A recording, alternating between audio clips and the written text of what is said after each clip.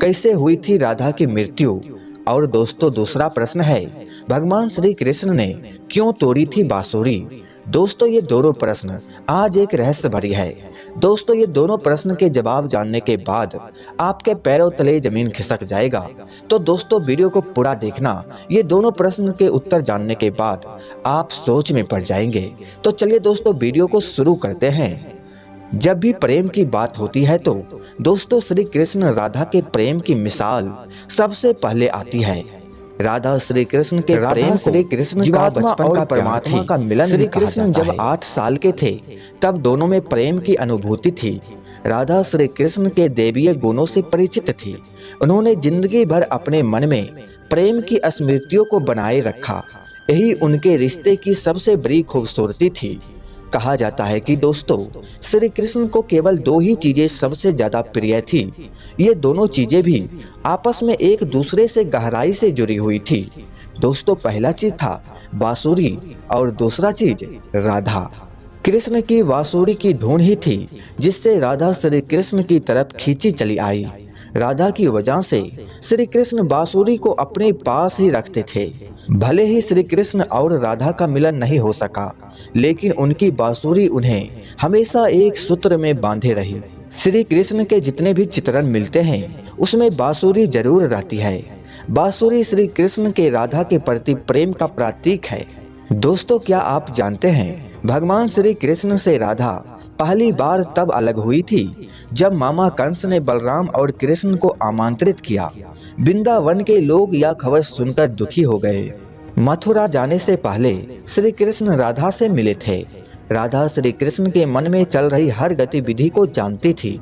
राधा को अलविदा कहकर श्री कृष्ण उससे दूर चले गए। कृष्ण राधा से ये वादा करके गए थे कि वो वापस आएंगे, लेकिन कृष्ण राधा के पास वापस नहीं आए। उनकी शादी भी रुक्मिणी से हुई। दोस्तों आपको यह जानकर हैरानी होगी, रुक्मिणी ने भी श्री कृष्ण को पाने के लिए बहुत जतन किए थे। दोस्तों आपको यह जानकर हैरानी होगी कि राधा की तरह ही श्री कृष्ण से रुक्मिणी प्यार करती थी। रुक्मिणी ने श्री कृष्ण को एक प्रेम पत्र भी भेजा था कि वह आकर उन्हें अपने साथ ले जाए। इसके बाद ही कृष्ण रुक्मिणी के पास गए और उससे शादी कर ली।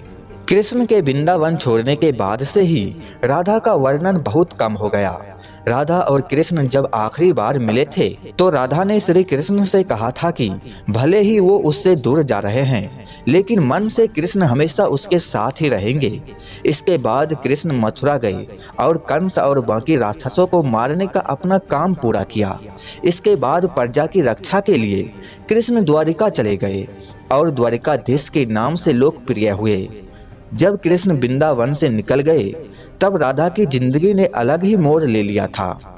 राधा की शादी एक यादव से हो गई। राधा ने अपने द्वैपायन जीवन की सारी रस्में निभाई और बूढ़ी हुई, लेकिन उसका मन तब भी कृष्ण के लिए समर्पित था। राधा ने पत्नी के तौर पर अपने सारे कर्तव्य पूरे किए। दूसरी तरफ श्री कृष्ण ने अपने दैवीय कर्तव्य निभाए। सारे कर्तव्य से मुक्त होने के बाद राधा आखिरी बार अपने प्रीतम कृष्ण से मिलने गई। जब वह द्वारिका पहुंची तो उन्होंने कृष्ण के रुक्मिणी और सत्यभामा के विवाह के बारे में सुना, लेकिन वह दुखी नहीं हुई। जब कृष्ण ने राधा को देखा तो बहुत प्रसन्न हुए। दोनों संकेतों की भाषा में एक दूसरे से काफी देर तक बातें करते रहे। राधा जी को कन्हा की नगरी द्वारिका में कोई नहीं पहचानता था। राधा के अनुरोध पर कृष्ण ने उन्हें महल के एक देविका के रूप में नियुक्त किया। राधा दिन भर महल में रहती थी और महल से जुड़े कार्य देखती थी।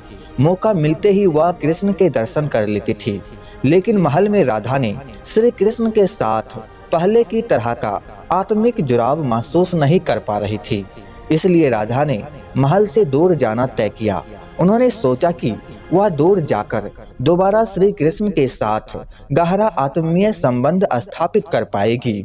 उन्हें नहीं पता था कि वह कहाँ जा रही है, लेकिन भगवान श्री कृष्ण जानते थे। धीरे धीरे समय बीता और राधा बिल्कुल अकेली और कमजोर हो गई। उस वक्त उन्हें भगवान श्री कृष्ण की आवश्यकता पड़ी। आखिर समय में भगवान श्री कृष्ण उनके सामने आ गए। कृष्ण ने राधा से कहा कि वह उनसे कुछ मांगे, लेकिन राधा ने मना कर दिया। कृष्ण के दोबारा अनुरोध करने पर राधा ने कहा कि वह आखिरी बार उन्हें बांसुरी बजाते देखना चाहती है। श्री कृष्ण ने बांसुरी ली और बेहद सुरीली धुन में बजाने लगे। श्री कृष्ण ने दिन रात बांसुरी बजाई जब तक राधा आध्यात्मिक रूप से कृष्ण में विलीन नहीं हो गई। बांसुरी की धुन सुनते सुनते राधा ने अपने शरीर का त्याग कर दिया।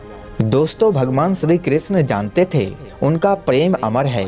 राधा की मृत्यु को बर्दाश्त नहीं कर सके।